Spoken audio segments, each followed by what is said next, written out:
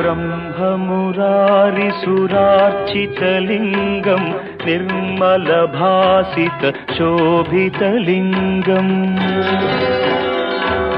जन्मजदुःखविनाशकलिङ्गं तत्प्रणमामि सदा शिवलिङ्गम्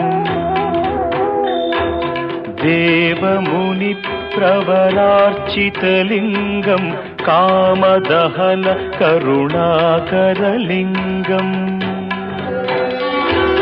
रावणदर्पविनाशकलिङ्गं तत्प्रणमामि सदा शिवलिङ्गम्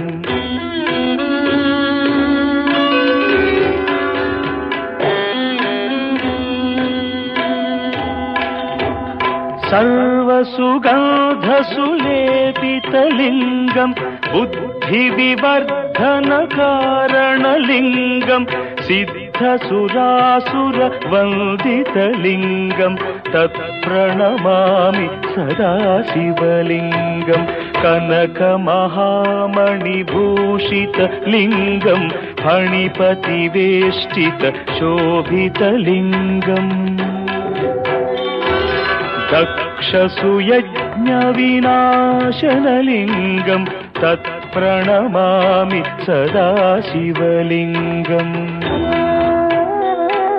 कुङ्कुमचन्दनलेपितलिङ्गं पङ्कजहार सुशोभितलिङ्गम् सञ्चितपापविनाशनलिङ्गं तत्प्रणमामि सदा शिवलिङ्गम्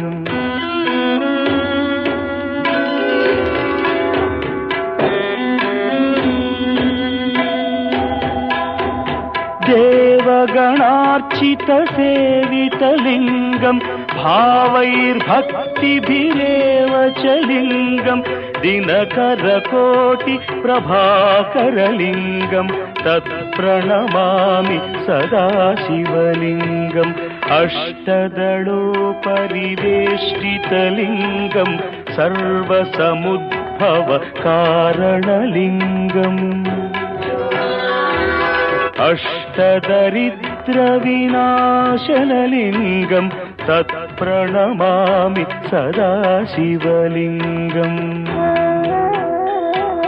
सुरगुरुसुरवरपूजितलिङ्गं सुरवनपुष्प सदार्चितलिङ्गम्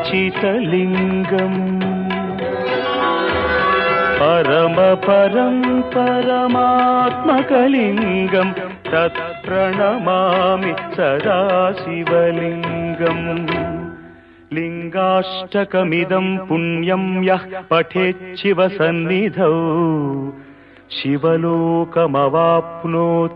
शिवेन सह मोदते।